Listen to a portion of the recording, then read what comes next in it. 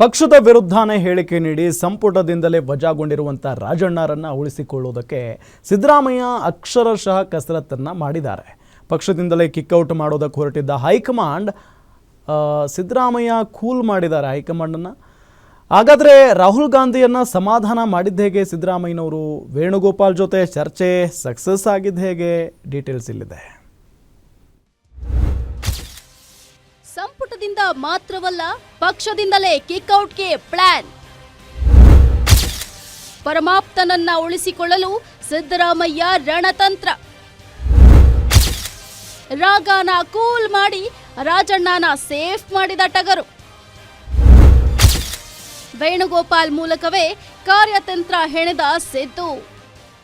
ಕಳೆದ 4 ದಿನಗಳ ಹಿಂದೆ ಸಿದ್ದರಾಮಯ್ಯ ಸಂಪುಟದಿಂದ ವಜಾಗೊಂಡ ರಾಜಣ್ಣ ಬಗ್ಗೆ ಮತ್ತೊಂದು ಸ್ಫೋಟಕ ಮಾಹಿತಿ ಗ್ಯಾರಂಟಿ ನ್ಯೂಸ್ಗೆ ಲಭ್ಯವಾಗಿದೆ. ರಾಜಣ್ಣ ನಿರಂತರ ಹೇಳಿಕೆಗಳನ್ನು ರಾಹುಲ್ ಗಮನಕ್ಕೆ ತರುವಲ್ಲಿ ಸುರ್ಜೇವಾಲಾ ಯಶಸ್ವಿಯಾಗಿದ್ರು. ಆದರೆ ಇದೆಲ್ಲವನ್ನ ಅರಗಿಸಿಕೊಂಡಿದ್ದ ರಾಹುಲ್ ಗಾಂಧಿ ಮತಗಳ್ಳತನ ಪ್ರಕರಣದಲ್ಲಿ ಸಹಿಸಲು ಸಾಧ್ಯವಿಲ್ಲ ಅನ್ನೋ ಸಂದೇಶವನ್ನ ರವಾನೆ ಮಾಡಿದ್ರು. ದೆಹಲಿಯಲ್ಲಿ ಈ ವಿಚಾರ ಚರ್ಚೆಗೆ ಬಂದಿದ್ದು ರಾಹುಲ್ ಗಾಂಧಿ ಅರಗಿಸಿಕೊಳ್ಳಲು ಆಗಲಿಲ್ಲ. ಕೂಡಲೇ ಆತನನ್ನ ಪಕ್ಷದಿಂದ ವಜಾ ಮಾಡಿ ಅನ್ನೋ ಸಂದೇಶವನ್ನ ಸಿದ್ದರಾಮಯ್ಯಗೆ ರವಾನೆ ಮಾಡಿದ್ರು.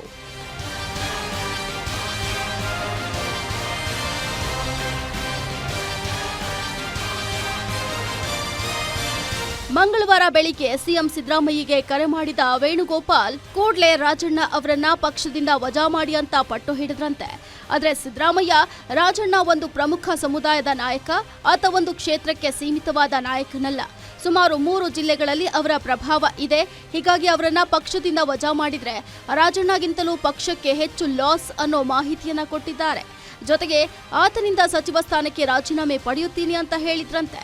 ಆದರೆ ಇದಕ್ಕೆ ರಾಹುಲ್ ಗಾಂಧಿ ಒಪ್ಪಿಲ್ಲ. ರಾಜೀನಾಮೆ ಪಡೆಯೋದು ಬೇಡ, ಸಚಿವ ಸಂಪುಟದಿಂದ ಕಿಕ್ಔಟ್ ಮಾಡಿ ಅಂತ ಸೂಚಿಸಿದ್ದಾರೆ. ಕೊನೆಗೂ ಸಿದ್ದರಾಮಯ್ಯ ಅನಿವಾರ್ಯ ಪರಿಸ್ಥಿತಿಯಲ್ಲಿ ತಮ್ಮ ಆಪ್ತನನ್ನ ಸಂಪುಟದಿಂದ ಕೈಬಿಟ್ಟು ಪಕ್ಷದಲ್ಲಿ ಉಳಿಸಿಕೊಳ್ಳುವಲ್ಲಿ ಯಶಸ್ವಿಯಾಗಿದ್ದಾರೆ.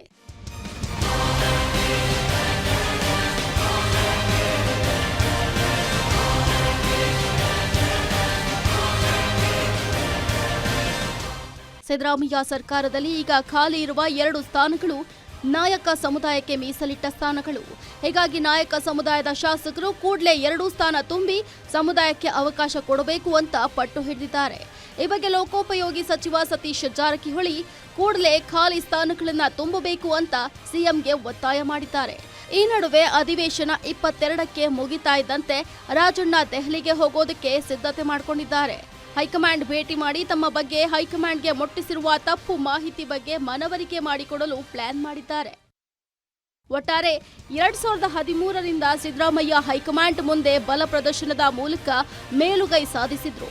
ಆದರೆ ರಾಜಣ್ಣ ವಿಚಾರದಲ್ಲಿ ಮೊದಲ ಬಾರಿಗೆ ಸಿದ್ದರಾಮಯ್ಯಗೆ ಸೆಟ್ ಬ್ಯಾಕ್ ಆಗಿದೆ. ಇದಕ್ಕೆ ರಾಜಣ್ಣ ಹೈಕಮಾಂಡ್ ಮುಂದೆಯೇ ತಮ್ಮ ವಿರುದ್ಧ ಕೆಲಸ ಮಾಡಿದ ಟೀಮ್ ಬಂಡವಾಳ ಬಯಲು ಮಾಡಲು ಮುಂದಾಗಿದ್ದಾರೆ. ಇದರಲ್ಲಿ ಎಷ್ಟರ ಮಟ್ಟಿಗೆ ಸಕ್ಸಸ್ ಆಗ್ತಾರೆ ಅನ್ನೋದನ್ನ ಕಾದು ನೋಡಬೇಕಿದೆ. Maruti Pavagada, political bureau, guarantee news.